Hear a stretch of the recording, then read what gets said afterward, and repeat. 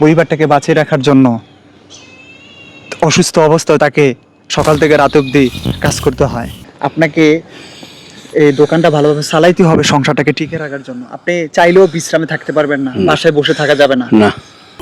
এই বোঝাটা দেখি হরে কৃষ্ণ। দূর থেকে দেখে আমার অনেক খারাপ লাগতেছিল। আমি ক্যামেরাটা ওনার দিকে ঘোরালাম এবং আমি আসলে ওনার কথা শুনে সত্যি আমি অবাক। ওনার ছেলে ঘুমাচ্ছে, বিশ্রাম করতেছে, আর উনি খায় না ঠিক মতন। এরা খুব কষ্টের মাঝে গেছে।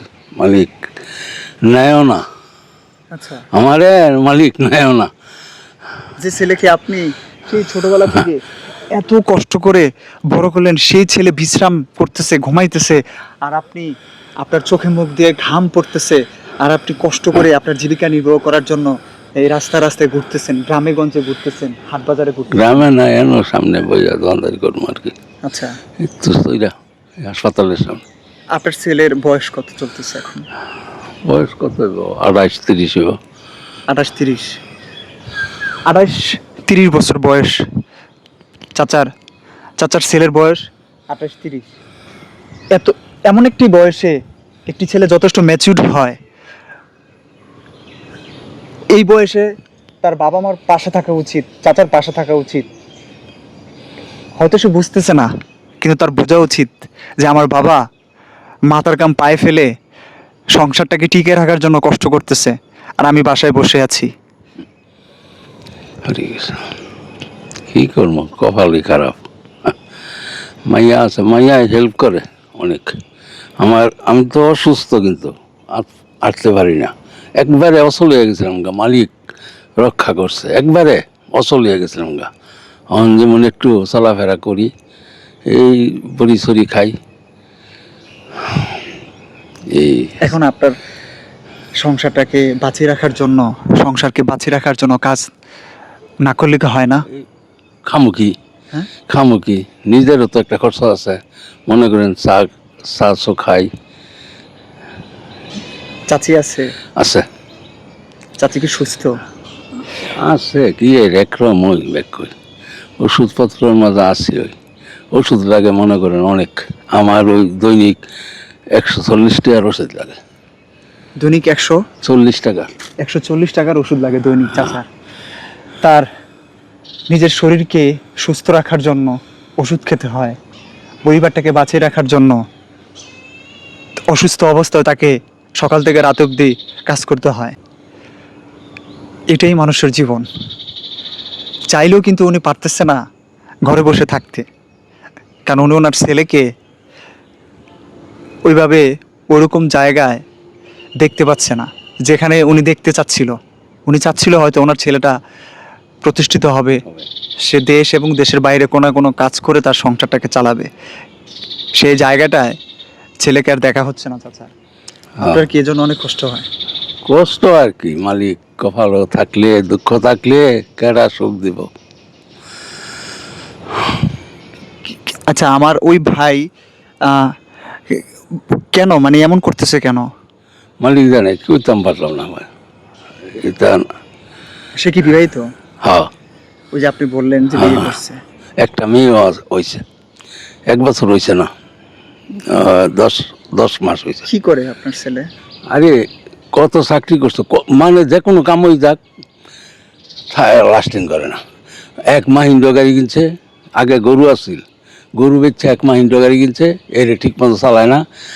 অনেক গাড়ির পিছিয়ে ডালতে আমার যা কিছু 200-100 টাকা জমাইলে এইটা নিয়ে ভেঙ্গা বয়ে থাকবো, গাড়িতে নিয়ে লাগাইব কি, খালি টাকা গাড়িতে লাগবে। মাইয়াই জোগায়, মাইয়াই দেয় যেটা দেয়।